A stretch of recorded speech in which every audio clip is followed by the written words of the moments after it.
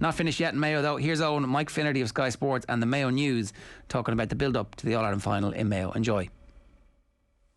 We are here in Westport at Mayo News HQ with the man himself, Mike Finnerty. Mike, how are you getting on? Owen, how are you? You're welcome to Westport. Thanks very much. It's a lovely setup you have here and an unbelievable issue, I think it's fair to say, this week. I might just show everybody at home the front of the main section there. That is Enda Hession's cousins posing beside an up Mayo photo with Enda's face superimposed on the car itself. This seems to be a real theme across Mayo, just turning every single car green and red. Yeah, it's one of those photographs that it looks posed or it looks computer generated, but having been there at Roundford National School last week, I can tell you it's 100% authentic. And you know, sometimes you have an idea in your head and it doesn't quite work out. Well, when I went to Roundford National School last week, everything fell into place. They had 3 of Enda Hession's cousins all togged out and ready to go for a photograph. As you say, a car painted green and red with Enda's face on the bonnet, and hundreds of locals and kids lined up to talk to as well. So Bula bus for Roundford National School. Absolutely, it's great. Great for the photographers going out to all these schools to get something like that. As you can probably see on the front then, and you might just hold that up for the camera there, Mike, is the front page of your mega supplement, I think it's fair to say. So talk us through the front of this. Yeah, this was an idea that 2 or 3 of us worked on together, started a couple of weeks ago, and I suppose credit where credit's due. The germ of the idea came from listening to the Paddy and Andy podcast on Off the Ball, when Andy just happened to use that phrase, opportunity knocks, for the 2 teams. And I suppose it did spark an idea in my head. I sent a rambling, long-winded voice note to Jen Murphy, our very talented illustrator, who has worked on all our Mayo covers over the course of the championship. And the end result is this creation where we've got the 3 Mayo footballers that we felt you would want to have with you if you wanted to kick down heaven's door to get your hands on the Sam Maguire, namely Lee Keegan, Aidan O'Shea and Pádraig O'Hora, with Cathal McShane and Tiernan McCann from Tyrone hovering in the background looking to get their crack at it as well. We've got a fantastic reaction to it. It's become a theme of our coverage over the course of the season, these illustrations on our cover. And look, the payoff is when people react the way they do, and kids get a kick out of it, and big kids get a kick out of it. And yeah, I think we're on to a winner there, all right. It's one to keep for sure. I just jotted down one of the lines from the interview you did with Andy actually inside, and the idea of opportunity is a big one. He talks about the opportunity of a lifetime, but he also mentions the lifetime of the opportunity, which I thought was a very good point. And this really is one of possibly the peak of the opportunity that this team, or that these teams in the past have had. Yeah, and it's a theme actually that pops up in a few different articles throughout the supplement, and it does definitely speak to this sense of a lot of people feel this is 50-50, and it's a wonderful opportunity for either Mayo or Tyrone to win this breakthrough All-Ireland and to break, obviously, the dominance of Dublin. And in Mayo's case, nobody needs reminding, it's 70 years. And you could, like, I had a fascinating chat with Andy last week, and you could just feel the energy, as you always do, coming across the table. He knows, like, this is so close and yet so far away for Mayo. And it does feel different to other finals. Obviously, it's the first final against Tyrone. They're so evenly matched. There's so little between them on paper.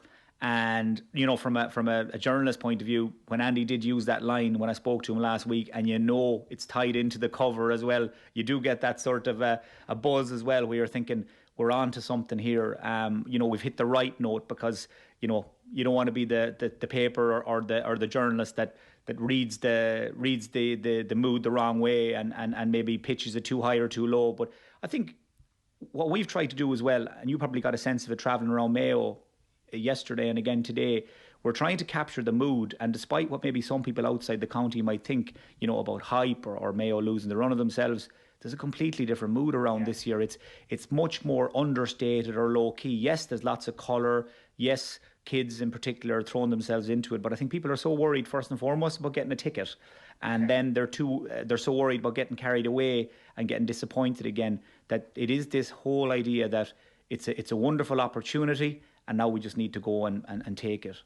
It's really interesting trying to sum up that mood, isn't it? Because, like, you'll know a lot better than I would in terms of how it differs to other years. I can only speak for this year, and it seems I don't know, are the people of Mayo almost taking on the mood of Pádraig O'Hora, where it's okay to enjoy these moments, it's okay to not get carried away, but to ride the crest of emotion on All Ireland Week? It feels that Mayo people are really enjoying this, rather than being terrified of the prospect of losing in All Ireland.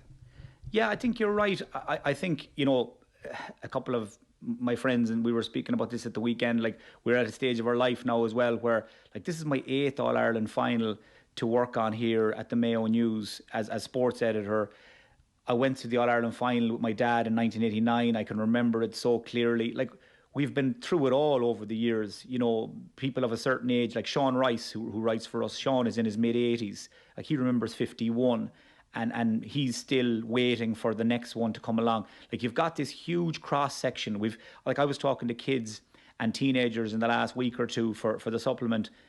They don't really remember Mayo losing too many games, particularly big games at Croke Park, with the exception of those All Ireland finals against Dublin. They've been brought up and dined out on Mayo successes. Then you've got somebody like the former Mayo footballer Billy Fitzpatrick, who we spoke to in the supplement this week, came on against Dublin at the age of 41 in 85. He's a legend of Mayo football. Like, Billy would feel that, the 70s, nearly haunt him. He played with Mayo back then. Mayo didn't win a Connacht championship between 69 and 81. So you've got all these different experiences and all these different genres and age profiles of Mayo supporters who all want the same thing now, but have lived through completely different experiences. And as you said, the mood is definitely, I think Pádraig O'Hora set the tone, and he obviously didn't know he was doing that at the time, but that interview was so powerful and so honest and so raw that it did strike a chord with Mayo people everywhere. And I think it nearly knocked them into shape or brought them into line or something ahead of the final to go, he's right, let's be level-headed about this, but let's not doubt ourselves either. And that's, in my experience following Mayo teams, that's always been a difficult balance for supporters maybe and players as well to strike, and journalists as well over the years, because when I think back to 96, 97 and even 04, 06, like, we surfed the wave, there's no doubt about it. They were good times, The way, of course, had the boom as well in the mid-noughties, so we were all high as kites. But I think COVID as well, I think you can't underestimate the impact COVID has had, obviously, on everyone's lives. People want a little bit of joy now as well. They want to try and, enjoy the build-up and enjoy the experience, but it'll only obviously count for anything if Mayo can win on Saturday. One of my favourite pieces in the supplement is Colin Sheridan writing about the prospect of winning the All-Ireland, and there's a very good piece in it where he wonders if actually getting to the promised land is a little bit like Brooks in the Shawshank, coming out of prison and realising this ain't what it was all cracked up to be. Yeah, Colin's a genius, by his own admission, a tortured genius. Yeah, it's a beautiful piece, and there's no doubt about it. Every time Colin writes for us, it's maybe 2-3 days later, you're driving along some isolated Boreen somewhere to some game or something, and you just start to ponder the meaning of life. I don't know, he's got this ability to play with your emotions and to really ask these questions that only start to sink in days later. But he's a beautiful writer. And yeah, I'll be honest, again, Colin's a little bit younger than me, but it is something that would have cropped up in conversations that I would have been in late at night, maybe after big defeats or maybe a league win or something, where you do start to think, I wonder, after all the years of chasing this elusive kind of holy grail, I wonder what it will be like, or what it would be like. And when we do turn around, let's say Mayo win on Saturday, and as Pádraig O'Hora says, that's the plan. When we turn around next January and we hit into the FBD League or the National League or whatever, I mean, what will that feel like? I've no idea. But as soon as you even start to ponder that, you immediately know, you can feel yourself being pulled back and saying, well, hold on a second now. We're getting ahead of ourselves here. Because I do think, I actually, the phrase I used there at one stage was, I do think we've been brainwashed in a good way by James Horan down here over the last number of years, and Stephen Rochford would have been the same, and Pat Holmes and Noel Kennelly would have been the same, where this constant message that comes out of the camp that, we take it one game at a time, it's all about the process. James Horan, I remember him saying in an interview at one stage, he hates to hear these phrases about quests and journeys, doesn't like that kind of loose talk. Like, let's talk in real terms here. Let's talk in in tangibles and things we can measure. And I suppose we've all started again to take note of that as time goes on, that it's possible to enjoy the games and enjoy the build-up, but keep our feet on the ground. And of course, you're going to meet super fans. You've met a few already along the way, and you need those as well. They're important as well. But I think generally speaking, there's a much more level-headed approach, and that comes from the top down, in my experience. Yeah. It does seem to me that when you're doing a big preview of an All-Ireland, you start to discover new things. Are you still learning things every time you put together a supplement? Yeah, very much so. And yeah, it shouldn't be like that really when you think about it. But for example, Edwin McGrail went to enormous lengths to write a profile piece on Lee Keegan this week. It actually runs across 3 pages, the 4 ages of Lee Keegan, and it literally charts his journey from a teenager who was trying to make it with the Irish youth rugby squad to heading into the All-Ireland final next weekend again. I couldn't believe what I was reading and hearing, going through that piece. Edwin spoke to some of his coaches from secondary school, spoke to Eoin Sheahan, who worked with Mayo as a sports psychologist back in 12 and 13. Pádraig O'Hora profile that Michael Gallagher, another one of my colleagues here, wrote. Pádraig O'Hora is a fascinating guy. Really interesting to hear from former teammates, former coaches about what makes him tick and how he's come so far so quickly.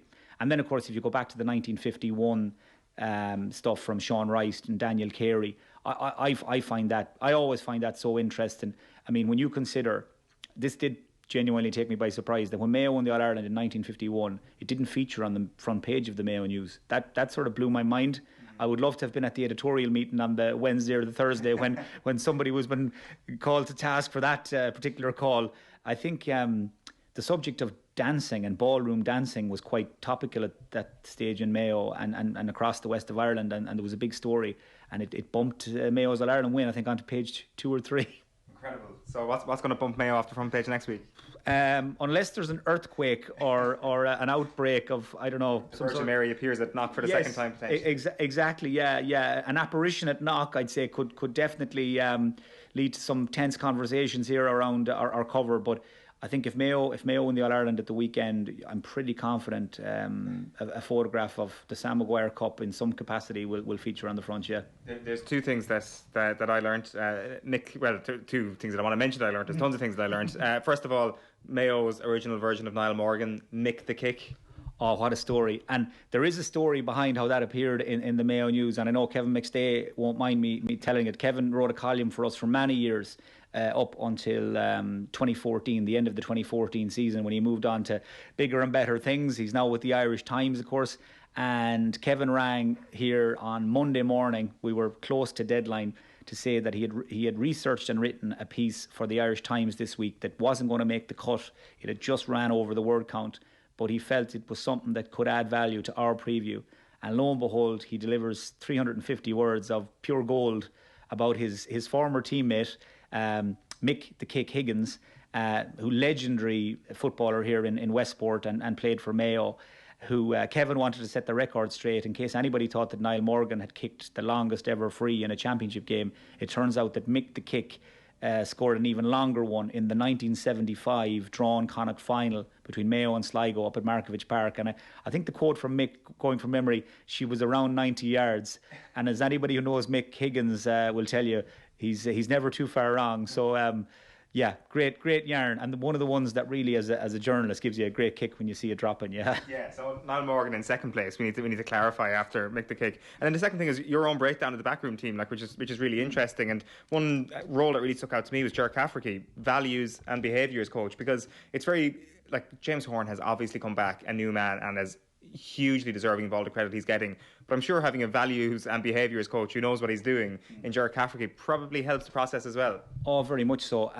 Funny enough, that Backroom Team profile is a piece I do before all the finals, going back to maybe 12 or 13, and obviously updated and freshen it up as managements change and backroom teams change. But it's very popular because the way it's gone now, people don't really know for sure who's involved or how they're involved or what their roles are. It's just the way the setups run now, inter-county setups. It's quite tight, and some people you see on match day and others you don't. But getting Ger Cafferty involved is a very shrewd move. I'd have interviewed Ger a number of times. He's a previous Club Stars Award winner, our annual club awards night, and he's a fascinating guy when you get to spend a bit of time in his company. And immediately when I saw that he was involved, what that would suggest to me is that James needed to fast track the development of the young players he brought in. He needed to fast track their development in terms of learning good habits and being trained in the ways of your Andy Morans, your Shamey O'Shea's, your Tom Parsons, those guys maybe who had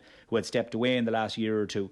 So Ger Cafferty, I would imagine, is spending a lot of time with the likes of your Enda Hessian, Oisin Mullen, Owen McLaughlin, guys like that, Tommy Conroy, who've come in over the last few years, and making sure that they're aware of how it works inside the setup, how they're expected to obviously, carry themselves, conduct themselves, stuff they're supposed to do away from the training ground. And I know as well he would work with them quite a lot on, say, post-game stuff in terms of going through their performances. Like Ger is developed quite the reputation for being extremely hard on himself when he played for Ballina and for Mayo. I think Ger had a list, a diary that he would keep, and he would rate himself and mark himself on various different aspects of his performance. And even before matches, I always used to be amazed. Ger, when the team would arrive, Ger would head down to each goal mouth where he would be playing full back or cornerback or whatever, and he would go through some visualization techniques and routines. That was part and parcel of his prep. So I've no doubt that comes into it as well. Certainly when that role appeared in the All-Ireland final programme back in December, that was the first time there was a title put on it. Right. It certainly raised a few eyebrows. I think probably a few people in certain quarters might have been looking down their nose a bit at it, saying it sounds a bit pretentious, or it sounds a bit maybe unnecessary. But the more time goes on, and you see Mayo's results, and you see how quickly the young players are developing, you start to think, there's method to the madness. And Ger Cafferty's a very, very capable guy, former All-Star, huge experience. And I think if you're a young player getting advice from him, you're listening, Yeah, it's a really interesting breakdown of everyone who's working with James. Anything else you want to mention before we wrap up? I suppose the one piece that I was proud of myself in terms of how it came together, I decided to do a profile on James, just again to try and bring people up to speed on James Horan 2021. And again, my chat with Andy Moran proved invaluable there. And the two things that jumped out at me, and they were connected, they were part of the same answer. When I asked Andy what did he think James's greatest attribute as a manager was, no hesitation, didn't blink, didn't flinch, confidence. He said it's the confidence he instills in you as a player. And then he went on to say that the only other manager he'd ever played under, or the only other manager he'd been in a dressing room with that came close to James when he really goes to work in terms of building you up for a game or for a second half, was John Maughan at his peak. And I would never have compared James and John. I would never have thought that they were similar managers, similar coaches. They're very different personalities. But that gave me a great insight into what James must be like in a dressing room on match day. And I think a lot of people would have taken an insight from that. It's not all heavy. There's also another nugget from his book in that piece I should mention as well, which is a good one about Cork in 2011. That's right. Yeah. No, and Andy's book is going to be a great read, and he's well able to plug it himself. But I think it's the least I can do as well. I'm looking forward to it. Colin Sheridan working with him on that book. I was just going to say as well, it's not all heavy analysis though, and hard work or in-depth reading about the game. We also went for the lighter side, and there's some really funny bits of crack pieces in there. And I think two that I would pick out is we wrote a fictional WhatsApp exchange between some members of the Mayo squad that might give people a bit of a laugh, and also Ger Flanagan, one of our most valued stringers now, former full-time member of staff. He went off and sourced a little bit of background on some of the younger players in terms of what makes them tick. Are they big into social media, cars they drive, what's they're most likely to say and all of that. And again, it just gives people maybe a little bit more of an idea about what Tommy Conroy, the footballer, is like, or Enda Hessian, the footballer, is like. Because again, we just maybe get to see them in these little bite-sized post-match interviews where people are wondering what are they really like. So, there's something for everyone, I suppose, is the best way to put it, yeah. Without question. Finally then, Mike, I can't let you go without asking you for a prediction for Saturday evening. Yeah, it's become a real cliche now at this stage, and I was listening to second captains actually yesterday, Oisin McConville and Paul Flynn previewing the game, and I found myself very much agreeing with them. It's actually so close in most people's minds that the smallest thing you read or hear or think about, tips you one way or the other. Now, there are exceptions. I've met some people in the last couple of days who are convinced, absolutely, utterly, totally convinced that Mayo are going to win this and not win it well, but they're unwavering in their conviction. But I just think when you've been down the road the way we are as journalists, and you've come in here on Monday mornings bright and early after All Ireland finals, and you've literally had to pick through the wreckage to bring out supplements. It's once bitten, twice shy. You are hesitant about really nailing your colours to the mast, and I think it's going to be very close. I think it's going to come down to the smallest thing. And again, to go back to Andy, I thought it was a very astute observation. The team that does the right things the most will win the game. And it sounds so simple, but like, you consider the 2 own goals for Mayo and all the misfortune and mishaps and bits and pieces. I wouldn't be a bit surprised if it went to extra time. I think it's that close, but there's something telling me at the back of my mind, that Mayo will find a way. They'll find a way. The strength and conditioning is so good. Obviously, if Oisin Mullen is fit to play, that's a big boost if he can play any part at all. I think we could end up with a scoreline similar to like the 1992 or 93 final. I think we could end up with one of these really low-scoring games. But I think they might just find a way, but we might have to go through the ringer.